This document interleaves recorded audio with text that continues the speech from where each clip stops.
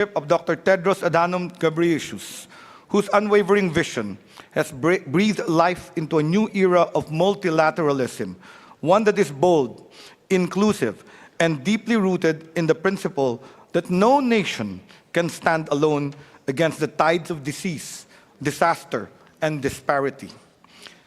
We live at a time of deep uncertainty, where fear and despair cast long shadows. Yet through the storms, the WHO has stood as a refuge, a sanctuary for health and peace. Born from the ashes of World War II, it has become a sacred gathering ground where nations, once divided, united in purpose to protect, to uphold, and build peace through health. My hope is that this remains true, for the world without WHO is a world without hope. Excellencies and distinguished delegates, today we gather not merely as representatives of our sovereign nations, but as custodians of humanity's shared future. In this assembly, history pauses to mark a defining moment for the world. The WHO, one shaped by the crucible of a pandemic that laid bare both our vulnerabilities and our capacity for collective resilience, including our own limitations in battling diseases, poverty, conflicts, and environmental destruction. We, as a human family, have seen in the depths of suffering, but we have also glimpsed the light of hope, a hope kindled by equity, fueled by cooperation, and sustained by the belief that unity, not division, shall prevail. The pandemic agreement stands as a testament to this unity, a product not of imposition, but of painstaking dialogue across differences. Indeed, a signal of hope in the divided world. For over 3 years, our delegation sat side by side, not to dominate, but to deliberate, not to divide, but to dream of a better, fairer world. Within its provisions lies a promise: access for all to vaccines, diagnostics and therapeutics, and other pandemic health products, sustained investment in our health workforce, equitable sharing of knowledge, and innovation through research and development, and groundbreaking mechanisms for shared responsibility, such as the pathogen access and benefit sharing system, and the coordinating financial mechanism for the implementation of this global accord for pandemic prevention, preparedness, and response. Let us be reminded that this agreement affirms our national sovereignty and the abiding commitment of countries to contribute to global consensus building in preventing the spread of disease and its consequences, and loss of lives and livelihood. Our sovereignty is not diminished by cooperation. It is elevated by our willingness to contribute to the common good. The pandemic has imparted profound lessons, insights that will shape the way we navigate this new world, unfolding before us. Yet, amidst the winds of change, some challenges persist with unwavering tenacity. Tuberculosis continues to burden communities, with an estimated 11 million people affected worldwide. HIV remains a formidable threat, particularly among marginalized and key populations, with nearly 40 million individuals living with the virus. Mental health quietly endures in the periphery, as 1 in 8 people grapple with mental health conditions. The scourge of tobacco remains one of the most persistent and preventable threats to global health, silently undermining progress across generations and contributing to the vast majority of non-communicable diseases that now account for most deaths worldwide. These are not mere numbers. There are names, faces, and stories. As a global community and as champions of health, we are called to urgently act, not simply with sympathy, but with boldness and resolve, to address these long-standing health challenges. The new world does not require us to recover, but also to transform. Innovation is the heartbeat of progress, but it must be tempered by compassion, with equity as a core principle. Let us harness new technologies not as instruments of profit, but as tools of service. Our patients, our people, must be empowered not as passive recipients of care, but as partners in disease prevention, guardians of health, and voices of accountability. Let multilateral discourse be inclusive, lifting up the unheard voices of the suffering and the silenced, stigma, poverty, gender inequality, and marginalization are injustices we are duty-bound to dismantle. We must continue to build strong institutions and sound governance structures, for they are the foundations of effective decision-making, promote accountability, and foster transparency, paving the way for fairer, more inclusive policies and services. Indeed, people-centered health governance anchored on universal health coverage, focusing on transformative primary health care, is a barometer of our collective commitment to human rights. Through the United Nations High-Level Political Declaration on Universal Health Coverage, we renewed our shared promise that health should never come at the cost of dignity or financial ruin. We pledge to align our investments with primary health care, to strengthen subnational and local systems, and to confront the root causes of illness and reinforce interventions addressing social determinants of health. Since 2013, the Philippines has made meaningful progress in the implementation of the universal health coverage, including the implementation of health taxes on tobacco, alcohol, and sugar-sweetened products. Yet, numbers still speak with painful clarity. 2 billion lives burdened by out-of-pocket spending for health, and over 500 million still waiting for essential care, affordable medicines, and technologies they deserve. With only 5 years to 2030, the gap between our vision embodied in the Sustainable Development Goals and our progress remains wide. We must quicken our pace, fueled by the truth that every life saved, every illness prevented is a triumph of humanity. Our work must transcend ministries and borders, advancing not just health, but finding commonality in education, food security, environmental justice, gender equality, digitalization, and advancements in technology. Let us not lose sight of our purpose. We, the WHO, were founded to guarantee health as a fundamental human right for all. Multilateralism is not just a means to an end. It is the soul of this endeavor, the vessel through which peace, dignity, and health reach every doorstep. The road ahead demands a whole-of-society commitment for health, which is not merely a goal, but the very foundation of lasting global peace.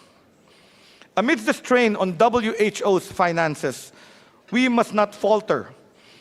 We, the member states, must rise above fiscal hesitation with unified resolve.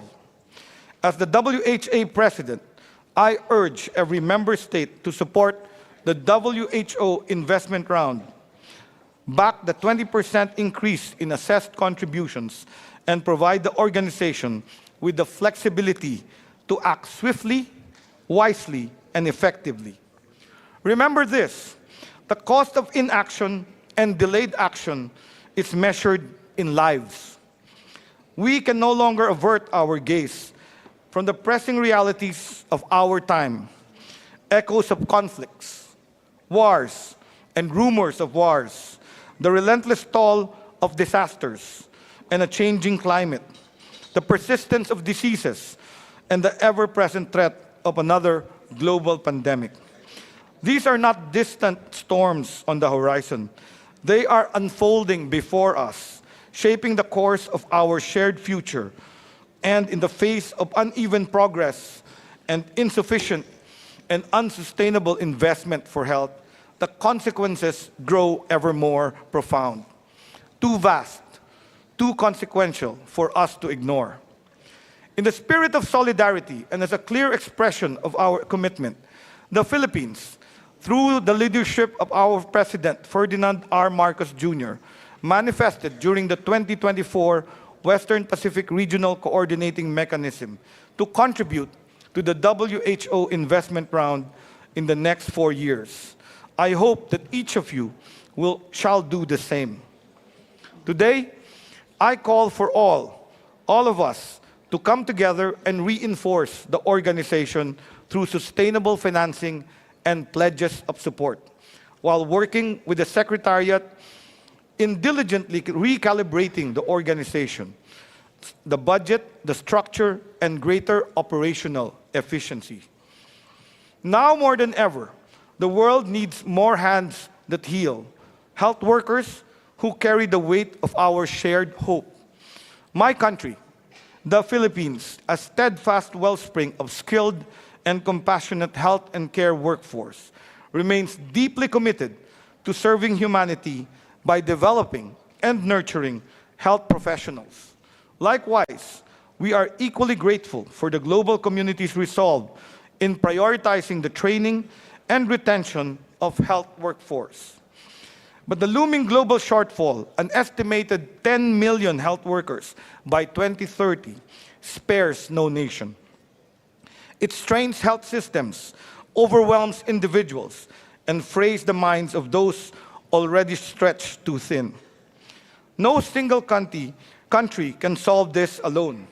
Let the 78th Assembly, through our resolution, building momentum in accelerating actions on the global health and care workforce by 2030, rekindle partnerships among the community of nations that are not just transactional, but transformational, finding win-win solutions that build health and care workforce capacity, honor, dignity, and ensure that no community is left behind. We look forward to revitalizing the central role of the WHO in strengthening capacities, providing technical support, and replicating innovative and positive practices towards ensuring equitable and sustainable development of the health and care workforce. Excellencies and distinguished delegates, this assembly is more than a gathering. It is a declaration that unity, not unilateralism, shall define our response to the world's gravest health challenges. That solidarity, not isolation, shall be our strength. Now more than ever, we summon courage and steadfastness against fear that fosters inaction. We embrace hope and strive for peace, and we may help shape a fairer world. We, the WHO, through our collective will, shall remain the beacon of health for all, emanating hope in a turbulent and fragmented world. As President of the Assembly, I stand beside you as a bridge builder, a pathfinder, and a believer in our shared humanity. You have my solemn pledge and confidence that together, as one, we can pursue an agenda that fosters hope for health and peace for all. Thank you.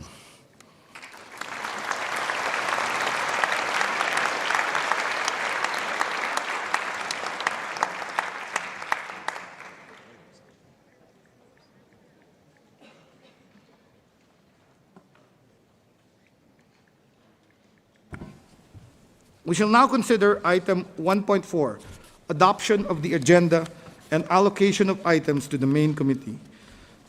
Let us turn to the proposal for a supplementary agenda, which is found in the document A78/1, Revision 1, Addendum 1. The General Committee met and recommended not to include this item in the agenda.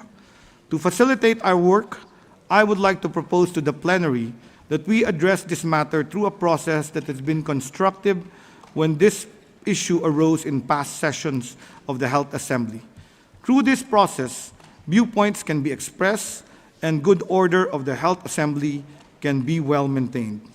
Accordingly, I propose that the debate be structured as follows. 2 delegations would take the floor for 3 minutes in support of the General Committee's recommendation not to include this item on the agenda, and 2 delegations would take the floor for 3 minutes each in opposition to the General Committee's recommendation not to include the item on the agenda. Furthermore, following this, how previous such 2+2 proposals for the debate has been handled in the past, I would propose that following the 4 interventions, the Health Assembly decides as arranged with those most closely involved not to include this on the agenda. As this would be a 2+2, I would take it that it is understood that no additional request for the floor on this matter would be put forward. Again, to be clear, it is understood that there will be no additional requests for the floor. Finally, I would like to express my appreciation for the cooperation received in the efforts to agree this arrangement in the form I am proposing it today. It has been the subject of extensive consultation in the run-up of the World Health Assembly. My understanding is that this proposal, again, has the full support of the most closely involved, as well as the support of member states, generally, who have, through an informal white paper, been acquainted with it. Given these understandings, given the sensitivities, and given the importance of a predictable and orderly process, I take it my proposal is agreeable to the Health Assembly. Thank you. Accordingly, I would like to give the floor to the delegate of China.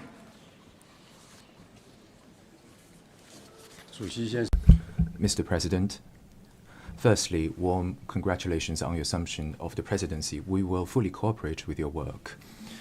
We support the recommendation of the General Committee not to include the Taiwan-related proposal in the agenda of the Assembly. Firstly, the proposal openly challenges the authority of the UN and the post-war international order. This year marks the 80th anniversary of the victory in the World Anti-Fascist War and the 80th anniversary of Taiwan's recovery and return to China. Taiwan's return to China is a vital part of the outcomes of the World War II and the post-war international order. UNGA Resolution 2758 and WHA Resolution 25.1 have long since resolved the issue of China's representation, including that of Taiwan. In recent years, the Democratic Progressive Party authorities in Taiwan have pursued separatist activities, thereby eliminating the political foundation for Taiwan's participation in the Assembly. For many consecutive years, the WHA has rejected such proposals, thereby upholding the authority of the UN and the post-war international order. The facts clearly show that the path of Taiwan independence is a dead end and will once again doomed to fail. Second, the Taiwan-related proposal interferes in China's internal affairs. The Taiwan question is an internal matter of China and the legacy of the Civil War. Although the two sides of the Taiwan Strait have not yet been reunited, the legal and factual status as part of China has never changed. The One China principle is a consensus of the international community. To date, 183 countries have established diplomatic relations with China on this basis. Prior to the opening of the Assembly, numerous countries submitted letters to the WHO reiterating their support for the One China principle. This fully demonstrates that the principle represents the prevailing sentiment and consensus of the international community. Third, the central government of China has always attached great importance to the well-being of our compatriots in Taiwan. Under the precondition of the One China principle, the engagement of experts from Taiwan province with the WHO is not subject to any difficulties or obstacles. The proposal's hype over the so-called gap in the international pandemic prevention system is completely inconsistent with the facts. China calls upon the President to make a firm ruling in favor of the General Committee's recommendation and to reject the inclusion of the Taiwan-related proposal in the agenda of the Assembly. I thank you, President. Thank you. I would like to give the floor to the delegate of Belize. Mr. Chair, distinguished delegates, on behalf of the government and people of Belize, I rise to express our full support for the proposal to invite Taiwan to participate in the 78th World Health Assembly as an observer and to reaffirm Belize's long-standing position on the importance of Taiwan's meaningful inclusion in all WHO meetings, mechanisms, and activities. This year's theme, One World for Health, captures the essence of global solidarity. It calls on all of us to act together, inclusively, to ensure that no one is left behind in our pursuit of health for all. Yet, Taiwan, home to 23.5 million people, remains systematically excluded from the WHO, even as it continues to demonstrate commitment, competence, and compassion in global health. Taiwan's record speaks for itself. During the COVID-19 pandemic, it implemented one of the world's most effective early response systems.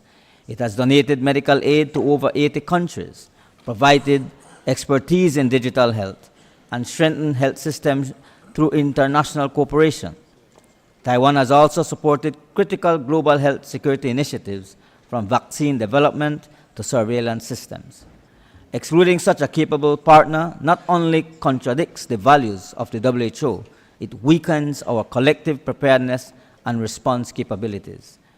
Let me emphasize, United Nations General Assembly Resolution 2758 and the WHO Resolution 25.1 addressed the issue of China's representation, but they do not determine Taiwan's participation in WHO activities. These resolutions do not justify the exclusion of Taiwan, nor do they grant China the right to represent the Taiwanese people. The government of the People's Republic of China has never ruled Taiwan. Furthermore, the continued use of a 2005 secret memorandum to block Taiwan's participation in technical meetings is undemocratic, non-transparent, and detrimental to global health. Between 2009 and 2022, Taiwan applied to participate in 237 WHO technical meetings, but was allowed to attend only 88. This is not a reflection of global cooperation. It is a reflection of political interference. Mr. Chair, we cannot claim to support one world for health while willfully excluding a willing and able partner. Health must come before politics. The inclusion of Taiwan is not a political issue. It is a matter of global health security, human rights, and fairness. Belize therefore urges all member states to stand on the side of inclusion, science, and solidarity. We call on this assembly to invite Taiwan to participate as an observer at WHO 78 and to open the door for its full engagement in WHO activities. The position of Belize is clear and unwavering. Taiwan can help. Taiwan must be included. One world for health must mean health for all, no exceptions. I thank you. Thank you. I would like to give the floor to the delegate of Pakistan.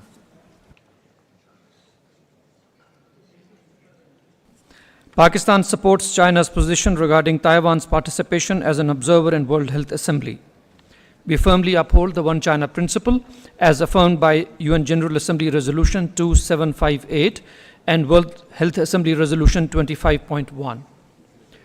These resolutions provide the World Health Organization with a solid legal foundation to approach this matter, reflecting China's sovereignty and territorial integrity. We urge all stakeholders to respect the agreement reached through these resolutions on this issue. As it stands, communication and collaboration channels for Taiwan's region's involvement in WHO technical fields are well established and operational. Subject to adherence to the One China principle, experts from Taiwan can engage WHO in technical meetings. Introducing divisive items like this into agenda jeopardizes the function of this critical forum and contradicts the core tenets of the UN Charter. The World Health Assembly is intended to be a technical body and WHO is a specialized agency of the UN. Hence, politicizing its agenda detracts from addressing vital public health issues. Such actions are contrary to the principles of state sovereignty and global solidarity. The primary objective of this Health Assembly should be to address global public health challenges, including the ongoing public health emergencies in different parts of the world resulting from conflicts, natural disasters, and climate change-induced catastrophe. Our focus must be on enhancing multilateral cooperation to tackle these issues and to bolster global health governance. We should avoid dwelling on the issues that have been conclusively resolved. I thank you. Thank you. I would like to give the floor to the delegate of St. Vincent and the Grenadines. Mr. President, colleagues, Director General, ladies and gentlemen, St. Vincent and the Grenadines is strongly advocating for the reinstatement of Taiwan as an observer at the World Health Assembly. Today, when the global discourse is focusing more on strengthening health systems and the One World for Health idea gathers momentum, Taiwan, a nation of 23.5 million people, should not be left out. We are convinced that Taiwan's inclusion would make the world healthier, more sustainable, and more equitable. Taiwan was invited to attend WHA as an observer for 8 years between 2009 and 2016. This was unfortunately discontinued for political and not health reasons. We reiterate, neither the UN General Assembly Resolution 2758 nor the WHA Resolution 251 can be used to justify Taiwan's exclusion from WHO. These resolutions do not mention Taiwan, nor do they confirm Taiwan to be part of any other nation. Hence, these resolutions have nothing to do with and do not address the issue of Taiwan's representation in the UN system. Mr. President, Taiwan's contribution to global health is well documented. Taiwan has been willing and able to help whenever necessary. For example, during the COVID-19 pandemic, Taiwan implemented advanced deployment and response mechanisms to prevent and contain the virus. Taiwan worked well with international partners, sharing experiences and responses with other countries. As a leader in medical technology and digital health, it has helped other nations improve their health systems. These actions demonstrate in no uncertain terms that Taiwan is an indispensable part of the global health network, and as such should be accorded a greater role in the WHO system. The problem of Taiwan exclusion extends to all WHO activities. This exclusion in participating in the affairs of international health affects the fundamental health of its 25.5 million people and many more people around the world, and should not be subject to outside consent. We dare say that for us to be true to the WHO Constitution and the noble theme of One World for Health, all stakeholders, including partners like Taiwan, who have a proven record of making significant contributions to global health, must be included. Taiwan's prolonged exclusion is unfair and self-defeating. Its inclusion will not do any injury to the UN Charter. WHO should live up to its vision of health for all, irrespective of race, religion, political belief, economic or social condition. We urge all relevant stakeholders to support Taiwan's inclusion as an observer and Taiwan's full participation in WHO meetings, mechanisms, and activities. No country should be left behind, neither should be any people. The position of my government is firm and unequivocal. WHA must discuss inviting Taiwan to participate as an observer. Thank you very much. Thank you very much.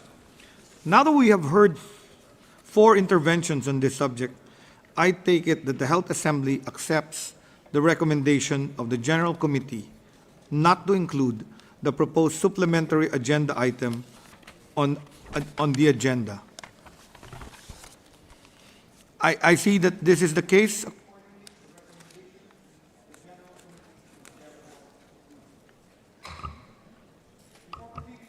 Microphone, Chairman, please. Before proceeding further, I would express my appreciation for the understanding and cooperation of all member states in the orderly and predictable handling of this item, which furthers the good order and effectiveness of the Health Assembly and the principles enshrined in the Constitution of the World Health Organization. Let us now turn to the adoption of the agenda itself. The General Committee recommended deleting the following items from the provisional agenda. Item 4, invited speakers. Item 5, admission of new members and associate members. Item 21.7, assessment of new members and associate members.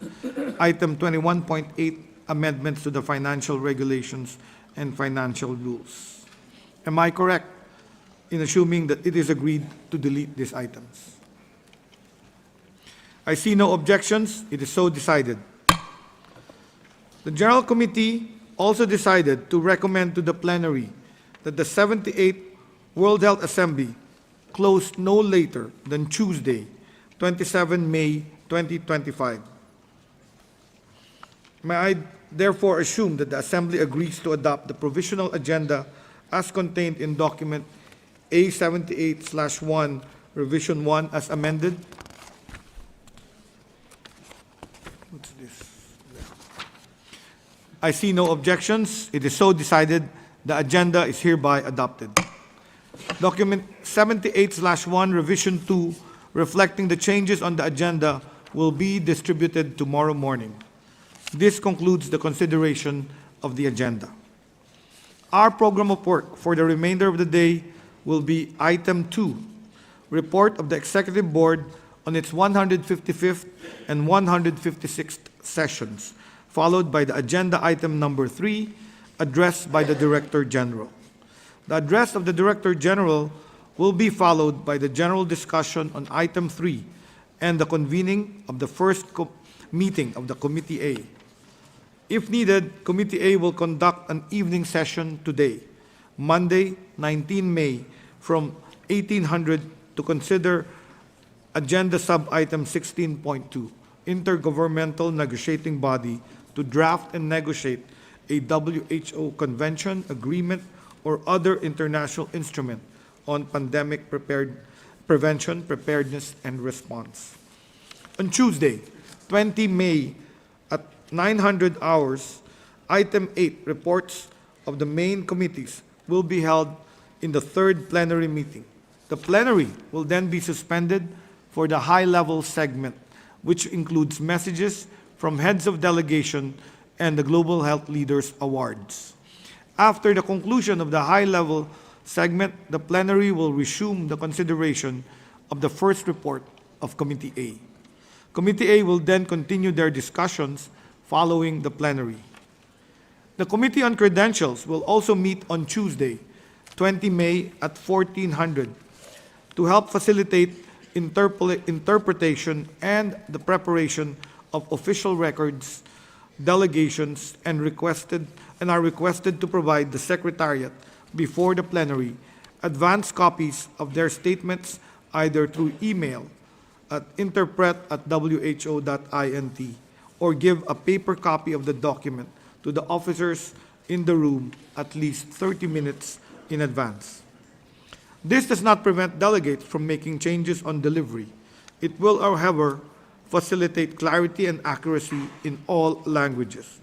Under the subject and at the top of the statement, please state the name, the country, group, the meeting, either plenary, Committee A, Committee B, and the relevant agenda item. In order to facilitate the organization of the week, I would like to propose, and this is a procedure followed on previous occasions, that the order of the list of speakers for discussion under agenda item 3 be strictly adhered to, and that further requests be added to the list in order in which they are received. I would also like to propose that the list of speakers be closed tomorrow, Tuesday, at 1000 CEST. I assume these proposals are acceptable to everyone? I see no objections, so it is decided. On Wednesday, 21 May, 900, the fifth plenary will meet to consider the report of the Committee on Credentials and the finalization of the general discussion under agenda item 3. Committee A will resume its work and hold its next meeting immediately after consideration of the report of the Committee on Credentials.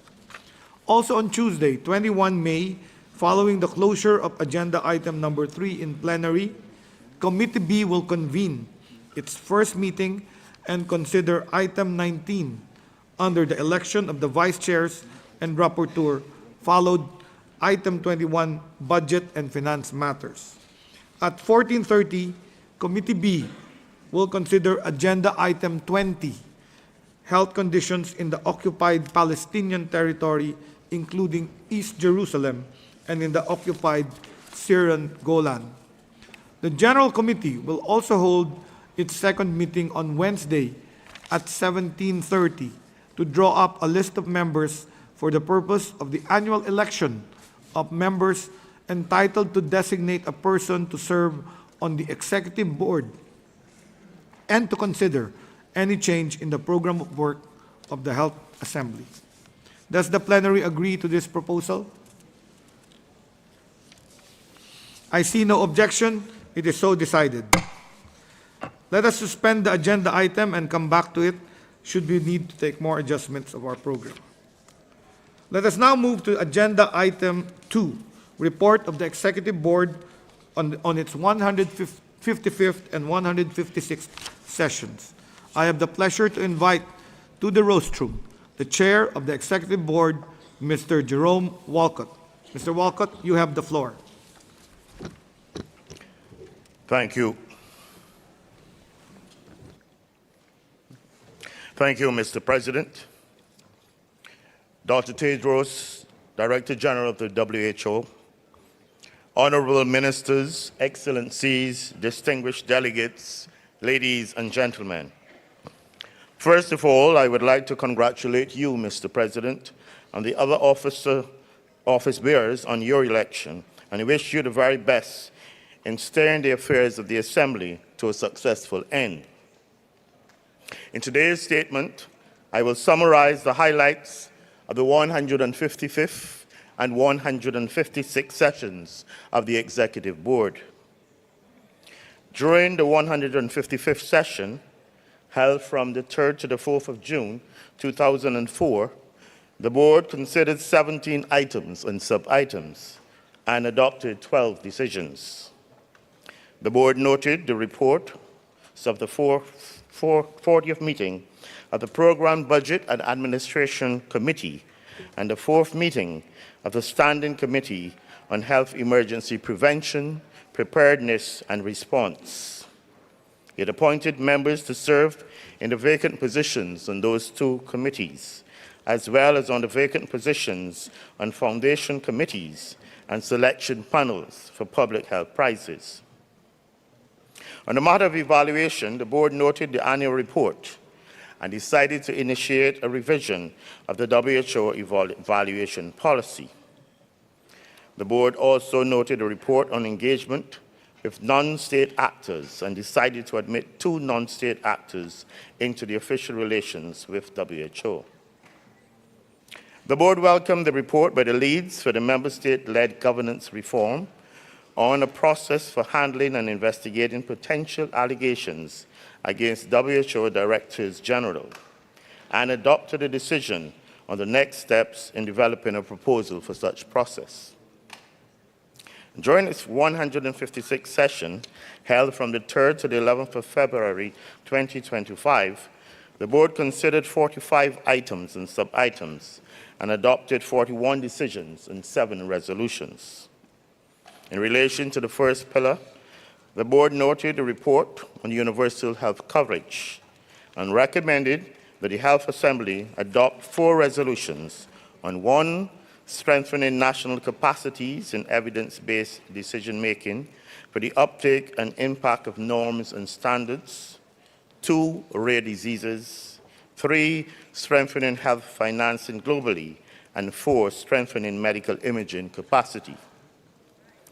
The Board also noted a report on the follow-up to the political declaration of the 3rd high-level meeting of the General Assembly on the prevention and control of non-communicable diseases, and recommended that the Assembly adopt a decision on a dedicated report on mental health, as well as 4 resolutions on 1, promoting and prioritizing an integrated lung health approach, 2, reducing the burden of non-communicable diseases through promotion of kidney health and strengthening prevention and control of kidney disease, 3, primary prevention and integrated care for sensory impairments, including vision impairment and hearing loss, and 4 World Cervical Cancer Elimination Day.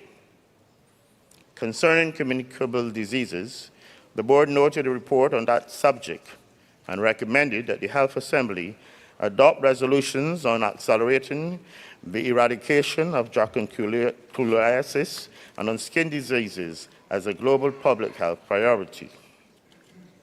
The board noted 2 reports on health and care workers and recommended that the Health Assembly adopt a decision on the interim report of the Expert Advisory Group on WHO Global Code of Practice on the international recruitment of health personnel, as well as a resolution on accelerating action on the global health and care workforce by 2030. The board noted the draft Global Traditional Medicine Strategy 2025 to 2034 and recommended that the Assembly adopt the strategy on the understanding that further consultations would be held to finalize the draft. The board also noted the report on global strategy for women's, children's, and adolescents' health and adopted decisions recommended the Assembly adopt resolutions on a World Premature Day and on the digital marking of breast milk substitutes. In relation to the items under the second pillar, the board noted a report on WHO's work in health emergencies and recommended that the Health Assembly adopt a resolution on public health and social measures. The board noted a report on health conditions in the occupied Palestinian territory, including East Jerusalem, and recommended that the Health Assembly adopt 1 resolution. In relation to the third pillar, the board noted a report on the impact of chemicals, waste, and pollution on human health and recommended that the Health Assembly adopt a resolution on lead.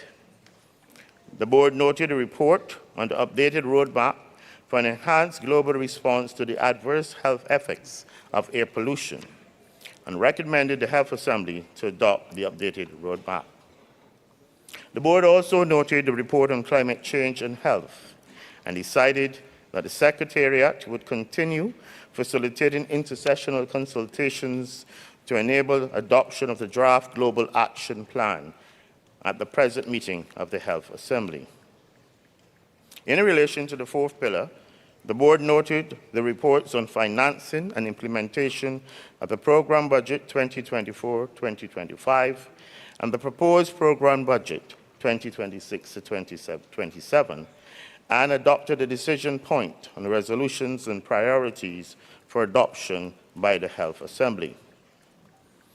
The board noted a report on the process for handling and investigating potential allegations against WHO Directors General and decided to request the chairs of the EB and the PBAC to conduct informal consultations with member states to resolve the remaining areas of divergence and finalize draft procedures for consideration by the Health Assembly through the PBAC. The board decided to extend the mandate of the Standing Committee on Health Emergency Prevention, Preparedness and Response until the closure of the 79th World Health Assembly in 2026. On staffing matters, the board expressed its condolences on the untimely death of Dr. Faustine Dugugliele, nominated by the Regional Committee for Africa in August 2024 as Regional Director for Africa, and decided to appoint the next Regional Director at its 157th session. The board also reappointed Dr. Hans-Henri Kluge as Regional Director for Europe as from 4th of February 2025. This brings to a close my report. Mr. President, to other members of the Executive Board, and I would like to convey our highest regards to you and indicate our readiness to respond to any questions or clarifications you may need. I thank you. Thank you.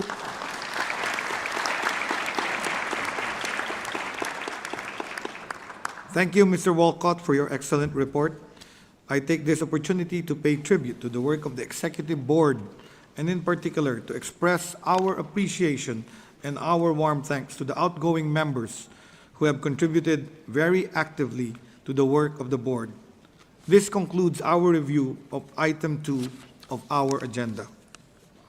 Let us now turn to item 3 of the agenda, address by Dr. Adhanom Ghebreyesus, Director General. May I now invite Director General to the rostrum. Dr. Tadros, you have the floor.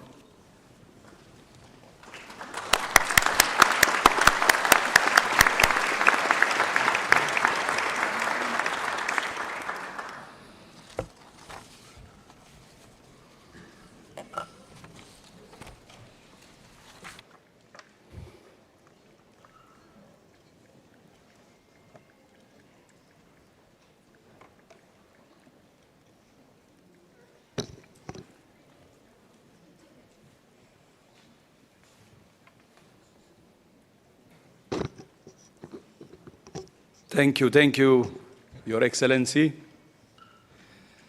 Honorable President of the World Health Assembly, Secretary Teodoro Herbosa. I think you can recognize the names are the same. Teodoro and Tedros are the same. My name is Ethiopianized, so. And the Federal Counselor of the Swiss Confederation, Elisabeth Bome Schneider, and Director General of the United Nations in Geneva, Tatiana Valovaya. And I would also like to acknowledge the presence of my predecessor, former WHO Director General, Margaret Chan. I think she's not in her seat, but she was here. I'm very glad that she joined us. Excellencies, honorable ministers, and heads of delegation, dear colleagues and friends. Mabuhay, and welcome to the 78th World Health Assembly. I think the President of the Assembly will tell you later what Mabuhay means. Every World Health Assembly is significant, but this year's is especially so. At this assembly, member states will consider and hopefully adopt the WHO pandemic agreement. This is truly a historic moment, as you would agree with me. Even in the middle of crisis and in the face of significant opposition, you worked tirelessly, you never gave up, and you reached your goal.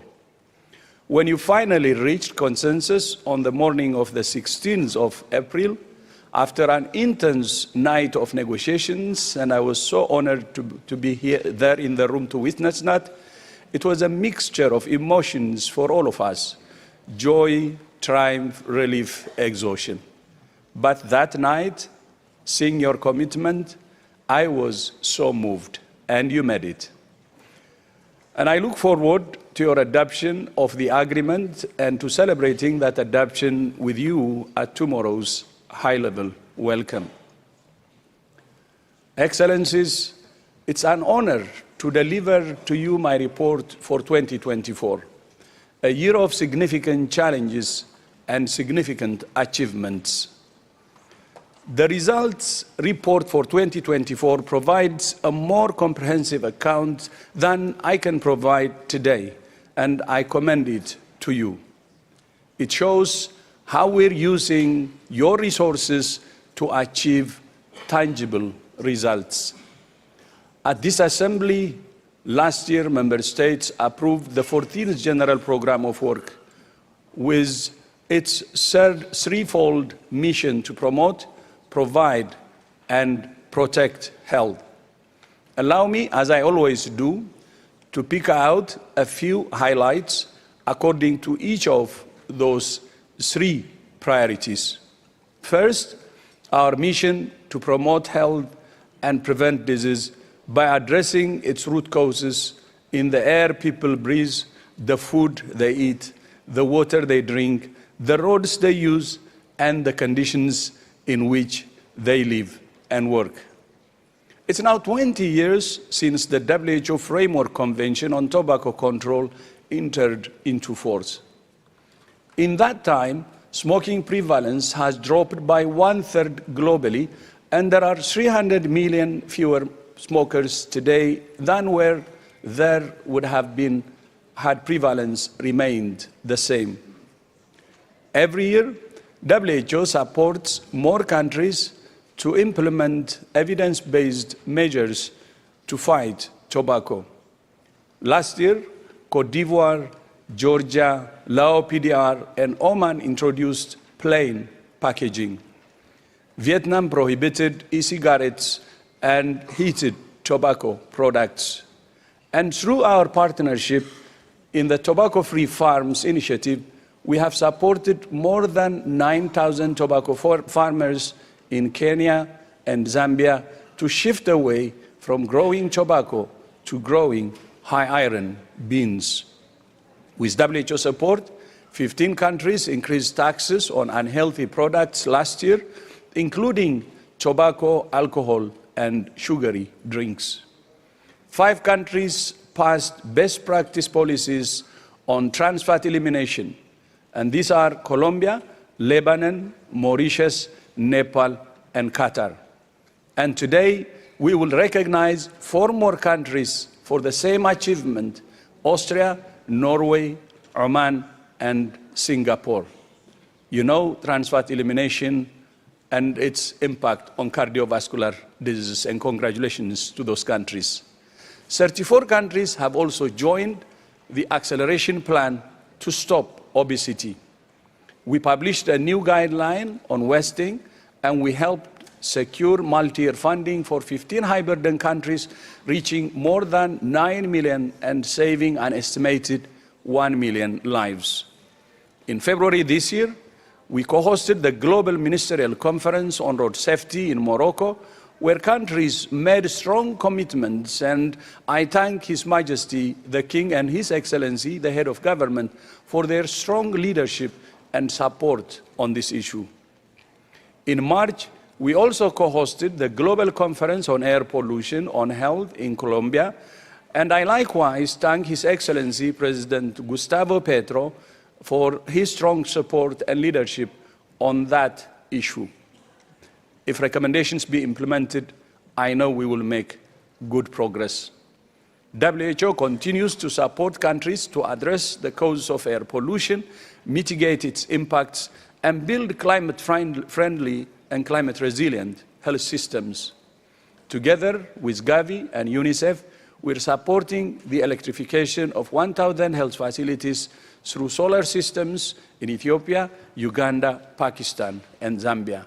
One thing I would like to remind you is Gavi will have its replenishments in June in Brussels, and I urge you to give your full support.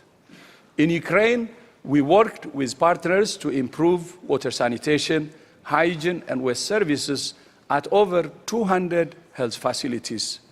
And we have now established a formal partnership with past, present, and future climate co-presidencies to ensure health remains at the center of future climate discussions. Now to the second pillar of our mission, to provide health by expanding equitable and affordable access to essential health services. Through the UHC partnership, we provided support to 36 countries last year to develop packages of services for universal health coverage based on the foundation of strong primary health care, including 8 countries with humanitarian crisis. We also supported 11 countries to analyze their health and labor market to shape national strategies and investment plans. And last year, we trained 15,000 health workers in more than 160 countries to address the physical and mental health needs of refugees and migrants.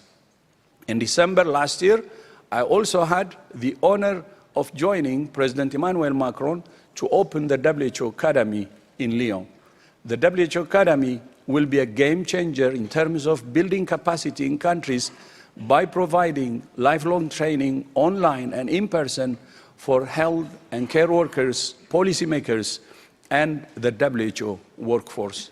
Just as we work to expand access to health services, so we are working to expand access to medicines and health products and to strengthen regulatory authorities around the world.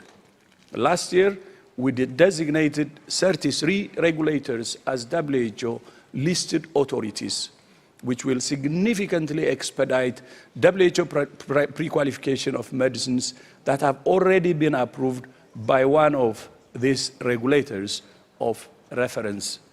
We also recognized Egypt, India, Rwanda, Senegal, and Zimbabwe for achieving or maintaining maturity level 3 for regulatory oversight of medicines and vaccines. We pre-qualified 126 medicines, vaccines, diagnostics, and other products. And we gave emergency use listing to 2 vaccines for Mpox and a variant of COVID-19. We launched a new platform with information on more than 2,500 types of medical devices. And we selected 481 non-proprietary names for active pharmaceutical ingredients.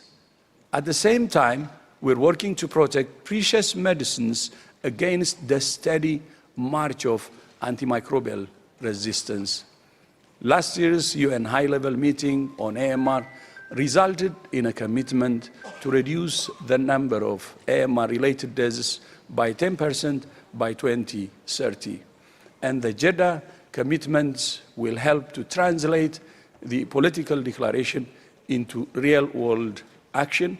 And I thank the Minister and the Kingdom of Saudi Arabia for the successful AMR meeting. Over 170 countries now have national action plans on AMR, and more countries are adopting WHO's recommendations.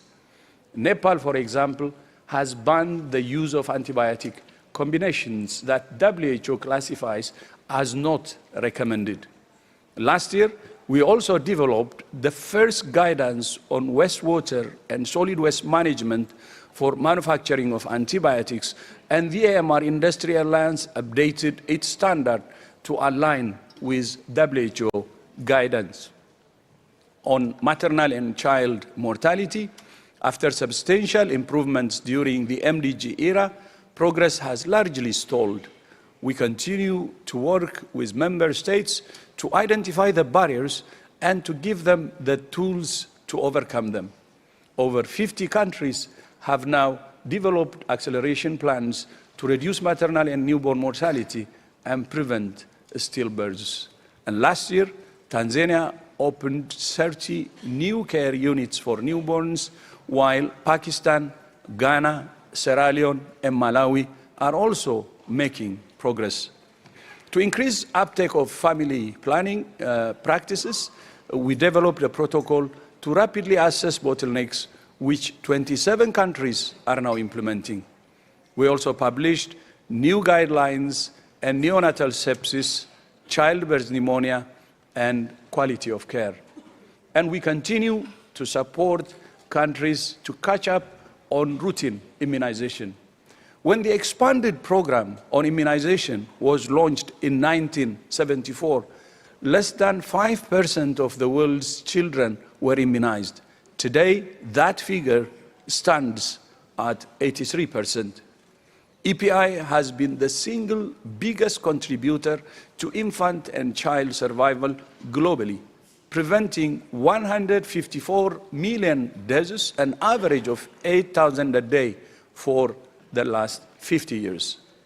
And we continue to support countries to introduce new vaccines to save lives. Since the start of 2024, 6 new countries have introduced HPV vaccines. 9 of Africa's most affected countries are preparing to roll out the new Men5CV meningitis vaccine. And we have supported the delivery of more than 27 million doses of malaria vaccine in 20 countries in Africa. Meanwhile, we're living in a golden age of disease elimination. Last year, Cabo Verde and Egypt were certified as malaria-free, and already this year, Georgia has reached the same status. Congratulations to those countries. We also confirmed 7 countries for the elimination of neglected tropical diseases: Brazil, India, Jordan, Pakistan, Timor-Leste, and Vietnam. And so far this year, Guinea, Mauritania, and Papua New Guinea have all been confirmed for the elimination of NTDs. Last year, only 15 human cases of guinea worm disease were reported from just 12 villages in Chad and South Sudan. I would like to acknowledge the strong personal commitment of the late President Jimmy Carter to guinea worm eradication. Although he sadly did not live to see his dream achieved, his legacy will endure through the work of the Carter Center. And we validated Guinea for the elimination of maternal and neonatal tetanus. And Brazil was revalidated for measles elimination.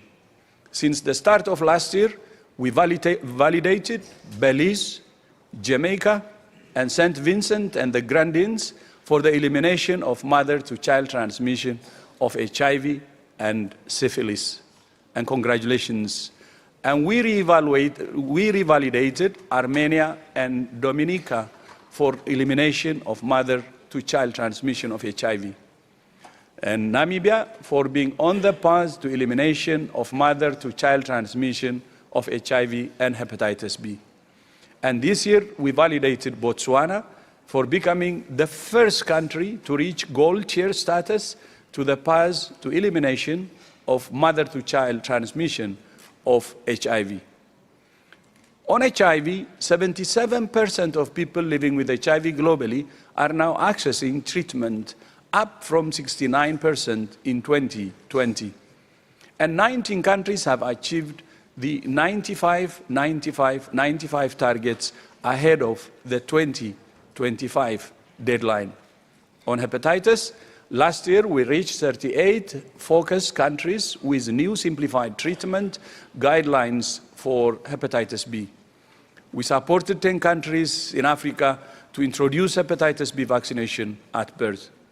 And with the support of WHO, Pakistan launched the Prime Minister's program for the elimination of hepatitis C, aiming to screen more than 80 million people and treat almost 4 million. Very ambitious target. On tuberculosis, WHO's work is enabling more people to be treated with better medicines, treated with better diagnostics, and we're supporting the development of better TB vaccines. A pivotal phase 3 trial of the lead vaccine candidate has completed recruitment in record time, enrolling over 20,000 volunteers in South Africa, Kenya, Malawi, Zambia, and Indonesia. We await the results of what could be the first effective TB vaccine in over 100 years. In addition, treatment coverage for TB has now reached 75% globally for the first time. And last year, we launched groundbreaking guidelines for shorter, fully oral, more effective regime for people with drug-resistant TB, which have now been adopted in 109 countries. On mental health, we supported countries to expand access to mental health services for 70 million people in 9 countries, providing care to more than 1 million people. We also provided life-saving medication for 2.1 million people with severe mental illness in conflict settings, including Chad, Sudan, and Ethiopia. However, requests for medicines for mental health have stopped almost completely in some countries due to funding limits and competing priorities, leaving people with severe illness with no support in the middle of crisis.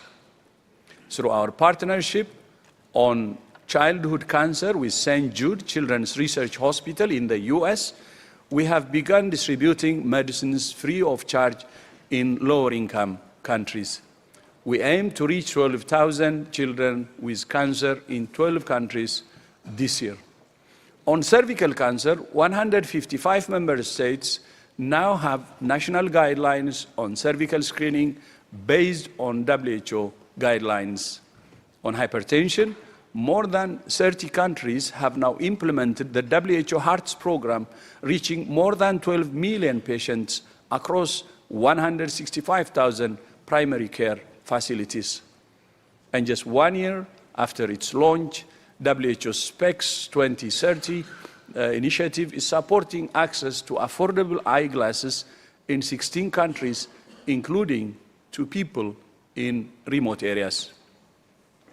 Now to the third pillar of our mission, supporting countries to protect health by preventing and responding rapidly to health emergencies.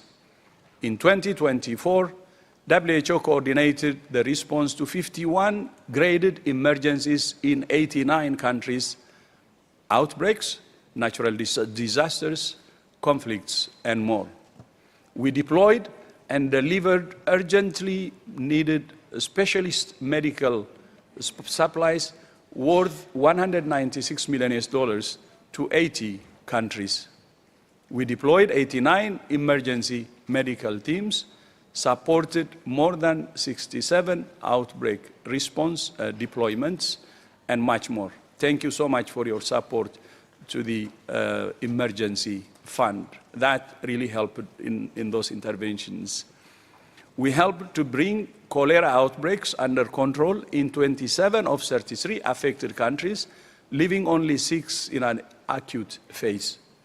With WHO support, Rwanda and Tanzania stopped outbreaks of Marburg virus disease, and Uganda stopped an outbreak of Ebola, including a vaccine trial that began within 4 days of the outbreak. As you know, in August last year, I declared a public health emergency of international concern over the outbreaks of Mpox in the DRC and other countries in Africa. In response, WHO gave emergency use listing to the first Mpox vaccines and tests and helped to coordinate donations of 6 million vaccine doses across 15 countries.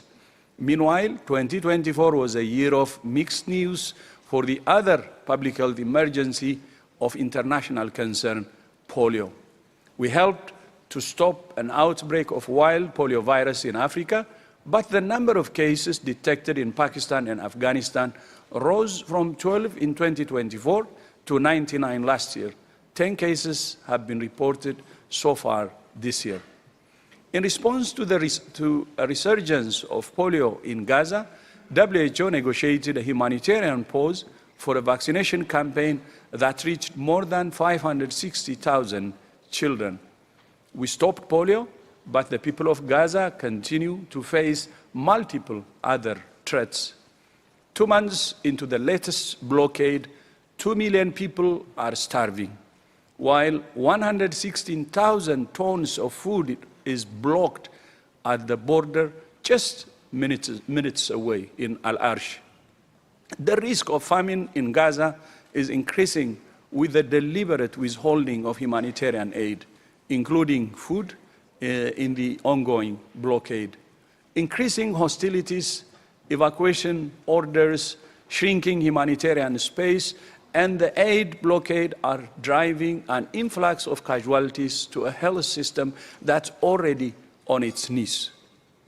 People are dying from preventable diseases as medicines wait at the border, while attacks on hospitals deny people care and deter them from seeking it.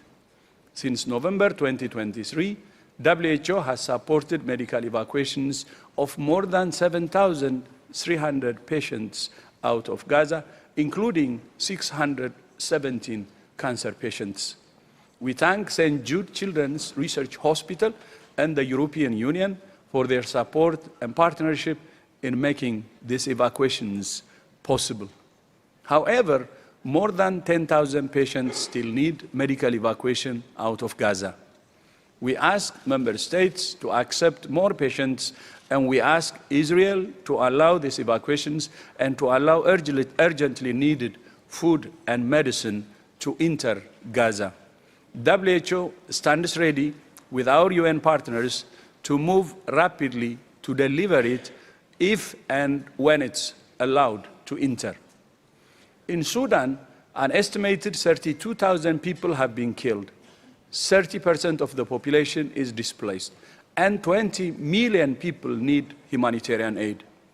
I visited Sudan in September, where I saw the effects of the civil war and met people who are paying the price. The following week, I was in Chad, where I traveled to the border town of Adre and met some of the 900,000 Sudanese refugees who have fled seeking security and food. And they're just a fraction of the 122 million people globally who have been forced to flee their homes.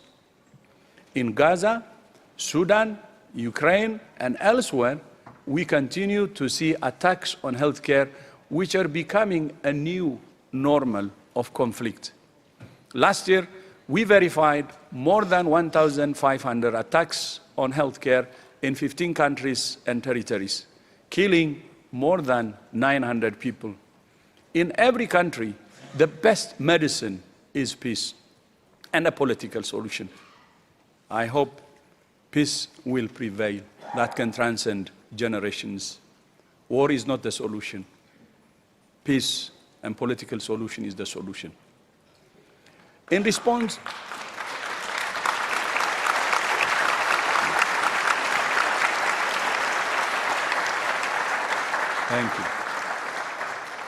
Thank you. In a response to the lessons learned from COVID-19 and other health emergencies, WHO is supporting countries to strengthen their capacities through the Health Emergency Preparedness and Response Framework. We're supporting countries to strengthen their capacities in genomic surveillance, and every day we scan the world for public health threats through the epidemic intelligence from open source platform. Last year, we assessed more than 15 million potential signals from 13,000 sources. The Pandemic Fund has provided $885 million in grants, catalyzing an additional $6 billion in co-financing, supporting 47 projects across 75 countries.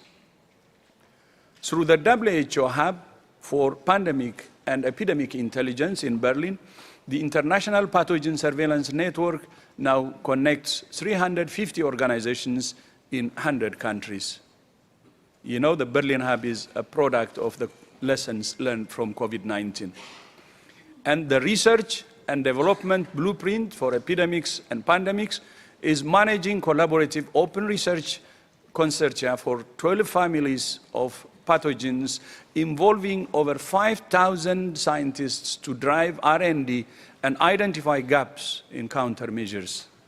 I would especially like to acknowledge the Oswaldo Cruz Foundation in Brazil, Fiocruz, which is leading one of those consortia. I thank Fiocruz for its partnership and offer my warm congratulations on its 125th anniversary. Feliz aniversario, Fiocruz.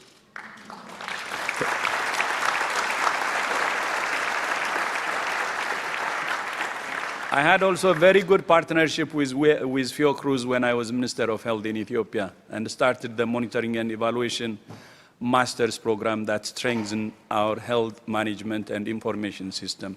So, obrigado, muito obrigado, Fiocruz. The mRNA technology transfer program, based in South Africa, is now sharing technology with a network of 15 partner countries globally. The Global Training Hub in the Republic of Korea has helped to train over 7,000 participants in biomanufacturing. These two, the Cape Town and Korea also, South Africa and Korea are also based on COVID lessons, including the BioHub, which is facilitating sharing of samples to address the sharing of samples challenges we faced then. And just last month, the Global Health Emergency Corps ran a 2-day simulation called Exercise Polaris with 350 experts from 15 countries to test capacities for deploying and connecting health experts during health emergencies. Through the Open WHO platform, more than 9 million people accessed learning, supporting the response to 26 outbreaks. At this assembly, last year, member states adopted a package of amendments to the international health regulations, and WHO is supporting countries to prepare for their entry into force in September this year, 2025. We are also supporting voluntary national and global peer reviews of preparedness through the Universal Health and Preparedness Review. Last year, we supported 19 joint external evaluations, 28 after-action reviews, and 34 simulation exercises. And for the first time, we have 195 countries reporting on their IHR capacities through the States Parties Annual Report, the SPAR. So based on the COVID lessons, there are significant changes that are happening, and we need to continue to push. In addition to these general preparedness activities, we're also supporting countries to prepare for specific threats, including Ebola.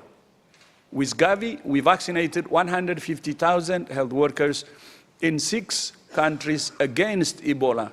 The first time this has happened outside of an outbreak response to prevent any future outbreak.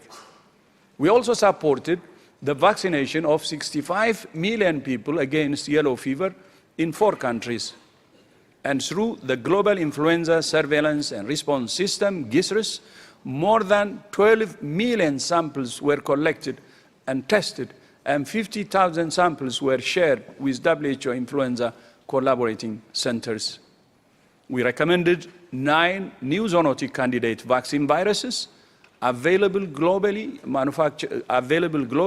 to manufacturers to produce vaccines in case of an influenza pandemic. As we have agreed, preparation is continuous. That's why. Honorable ministers, dear colleagues and friends, all of this work to promote, provide, and protect health is supported by our efforts at all 3 levels of the organization on the 4th and 5th piece of GPW14 to power and perform for health through science, digital technologies, data, and our ongoing transformation. Last year, we conducted a review of our transformation to see what has worked and what has not. Based on the review, we have reprioritized transformation and aligned it with priorities of the GPW14. One of the successes of transformation has been our increased focus on science, data, and digital health, and this is the future of the organization. WHO's normative standard setting work is its bread and butter, and we have streamlined processes to give member states the highest quality evidence-based advice as fast as possible. Last year, there were 65 million downloads of WHO publications, guidance, and other materials.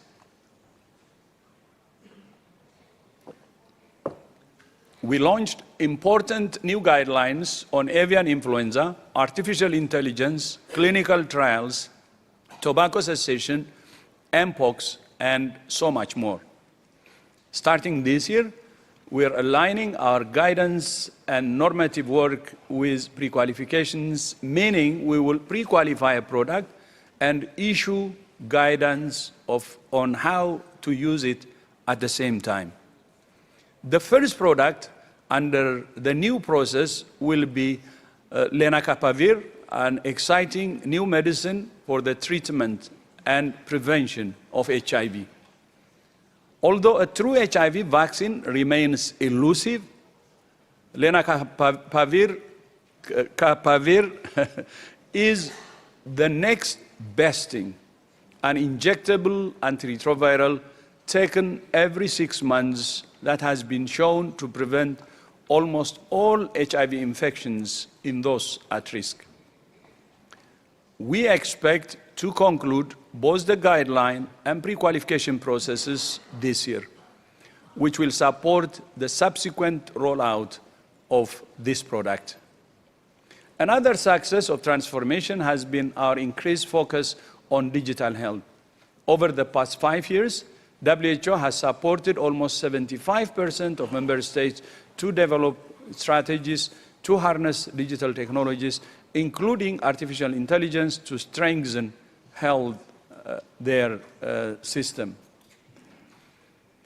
WHO hosts the Global Digital Health Certification Network, which last year enabled the Kingdom of Saudi Arabia, Oman, Indonesia, and Malaysia to issue 250,000 international patient summaries for 2024 Hajj pilgrims, supporting emergency care for 78% of scanned records. Many more countries are joining this year. The network now covers 82 countries, benefiting nearly 2 billion people. I thank the EU for its continued support for this work. Another key element of our transformation has been our focus on data. Every country in the world now accesses the World Health Data Hub, which is a secure and standardized pathway to increase transparency, accountability, and progress. Honorable Ministers, dear colleagues and friends, I hope you agree that we have many achievements to celebrate. But we also know that many countries face significant challenges.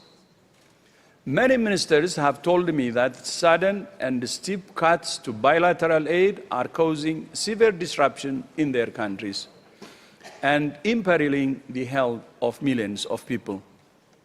In at least 70 countries, patients are missing out on treatments, health facilities have closed, health workers have lost their jobs, and people face increased out-of-pocket health spending. Although this is a challenge, many countries also see this as an opportunity to leave behind an era of aid dependency and accelerate the transition to sustainable self-reliance based on domestic resources. We're doing our best to support countries to make that transition. And yet, at precisely the time the member states need a strong WHO, it's being challenged. Although our current situation is difficult, it should not be a surprise to any of us. It's a situation many years in the making, and one that we saw coming. When we began the WHO transformation 8 years ago, as soon as I started my Director General tenure, one of the main problems we set out to address was WHO's over-reliance on earmarked voluntary funding from a handful of traditional donors. We have implemented several measures to alleviate that problem with your support, as you know, the past 5 years. We published the first investment case, established the WHO Foundation, conducted the first investment round, and 3 years ago, the Health Assembly took an historic decision to increase assessed contributions progressively to 50% of the base budget. This is the highest increase in the history of this organization. And thank you for your confidence and for that historic decision in 2022. This week, I ask you to approve the next increase to make another step toward securing the long-term financial sustainability and independence of your WHO. Already, the first increase has made a huge difference. If it had not happened, our current financial situation would be much worse, $300 million worse. Even so, we are facing a salary gap for the next biennium of more than $500 million. The Secretariat has taken a range of measures to curtail costs in travel, procurement, recruitment, early retirement, and more. These measures have helped to narrow the gap, but still there is no alternative but to reduce the size of our workforce. We're doing this reduction carefully to protect the quality of our work and ensure that we are positioned to emerge from this crisis stronger, more empowered, and more independent. As you know, we have been engaging in a major structural realignment, guided by an in-depth analysis of priorities, deliberate and conscious.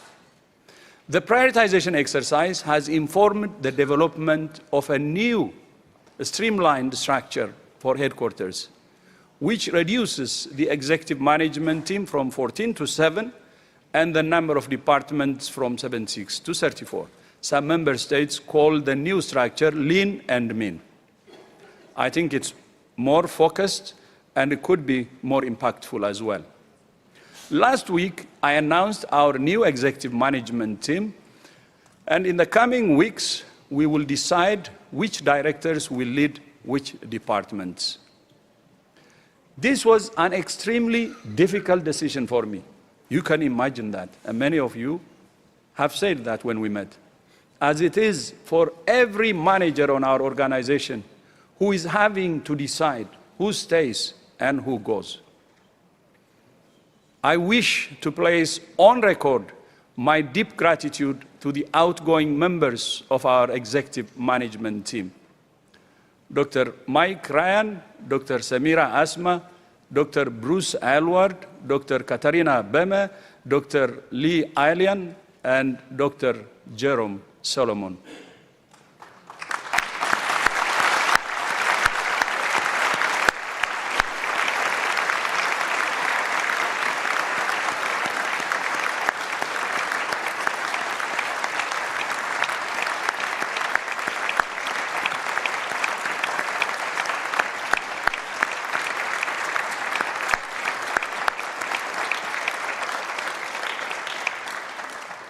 Each of them has served the organization and the people of the world with distinction and dedication.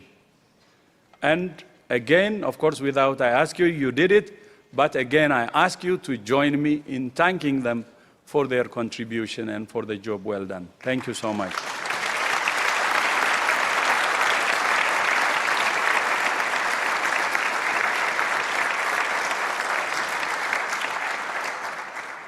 Excellencies, let's be clear.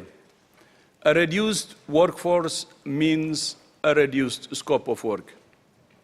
The organization simply cannot do everything member states have asked it to do with the resources available. This week, you will consider a reduced program budget of $4.2 billion for the 2026-2027 biennium. This represents a 21% reduction on the original proposed budget of $5.3 billion.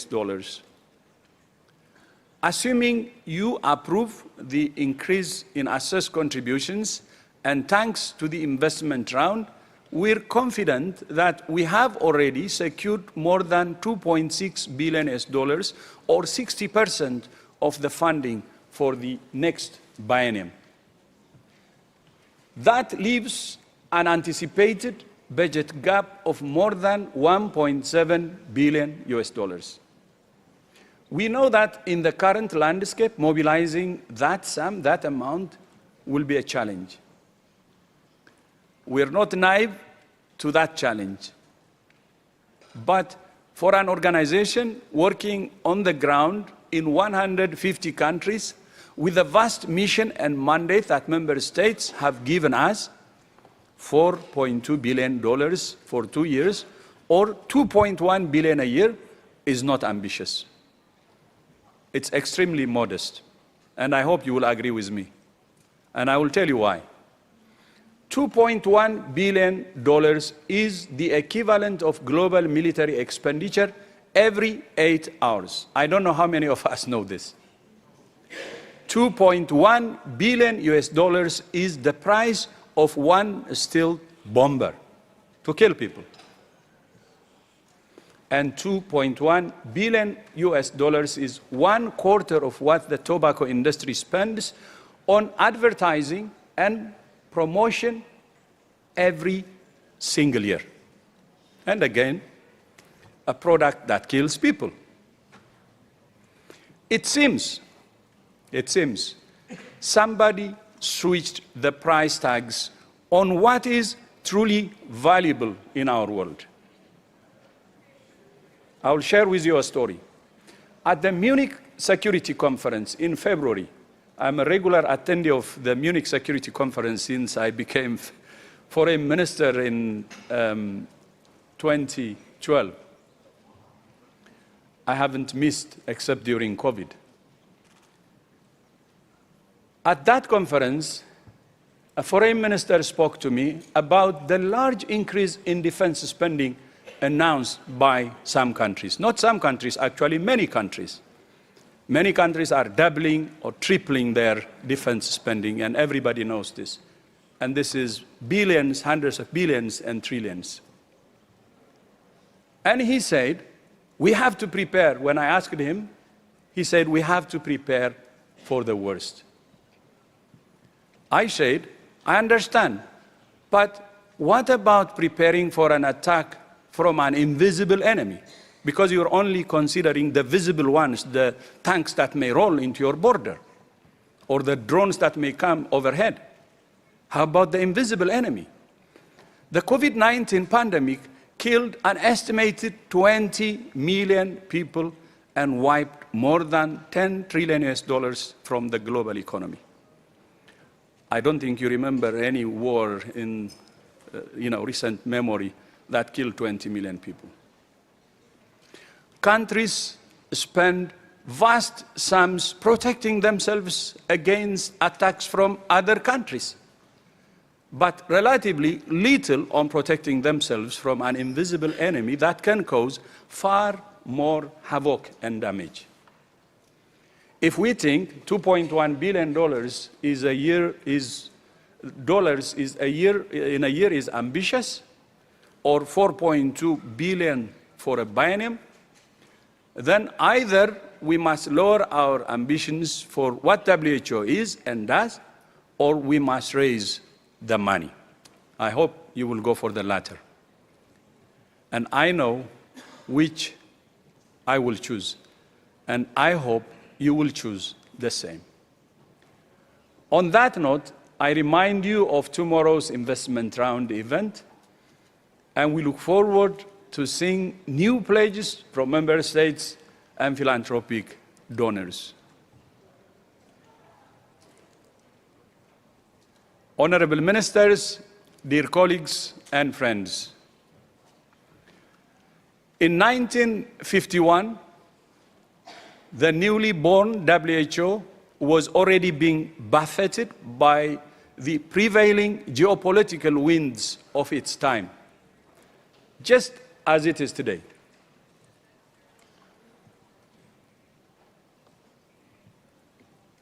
In her opening address, the acting president of the World Health Assembly that year, 1951, Ms.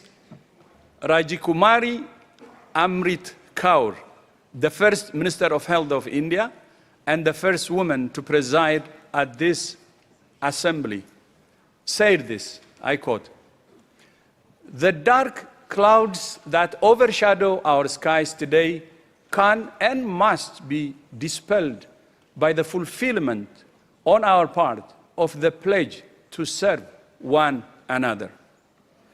Our work is surely a precious heritage which we may not forsake, and a positive factor for overcoming the root causes of conflict." End of quote.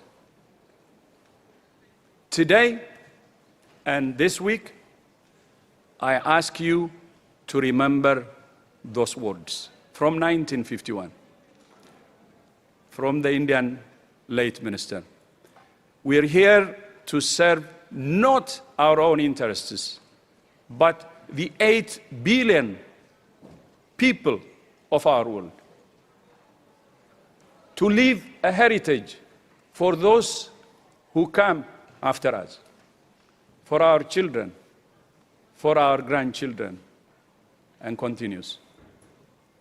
And to work together for a healthier, more peaceful, and more equitable world. It's possible. Our current crisis is an opportunity to do just that. And together, we will do it. I thank you. Thank you very much.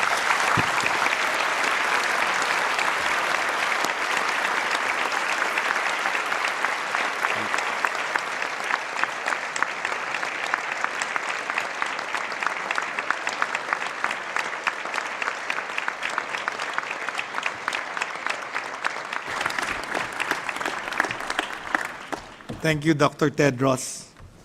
Also, as per your instruction, mabuhay is a Filipino greeting